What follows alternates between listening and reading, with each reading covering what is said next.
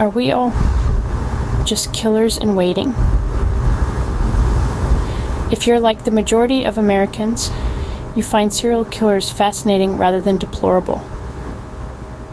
Once just the domain of true crime, the absolute takeover of serial killers in our entertainment, fiction and non-fiction, can't be denied. Crime, Media, Culture, an international journal, ran an article by Kevin D. Haggerty on the phenomenon of modern serial killers. It defines celebrity culture as one of the big factors enabling the modern obsession with these outliers in society. And yet, there are plenty of non-killing celebrities. What gives?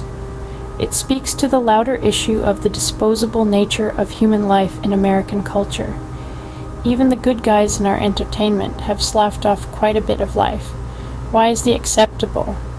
What's the fascination?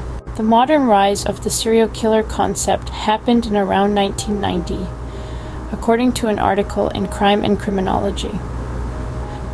Furthermore, it's tied directly with consumerism. Television, video games, and cinema are among the greatest offenders, with IMDb listing over 1,000 movies that feature a serial killer. I do not believe that watching or playing at being a killer makes a person a killer any more than reading Crime and Punishment will turn you into a Raskolnikov. But why do we find these stories entertaining in the first place? Part of it has to be because of the heightened stakes. You're dealing with life and death, and sometimes torture.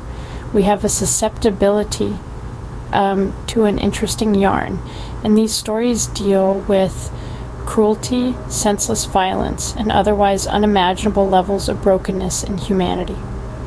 Another part is our fascination with madness. This is nothing so new. When people have a radically different relationship with society, we find it interesting. So, say the least. Have you seen the activity on Quora surrounding serial killers and psychopaths? It's unbelievable. Questions and discussions pop up from all different angles. And then there's the gossip factor, I'd call it. Creatives are able to put their own spin on the phenomenon, and it has levels of insight into our character. The whys are an important part of the puzzle. It's questionable whether heightened stakes of fascination with madness and the gossip factor are the entire secret sauce, but they go a long way, explaining a mysterious anomaly of our modern culture. Are you a fan of the serial killer genre? What draws you to it? I'd love to hear from you in the comments.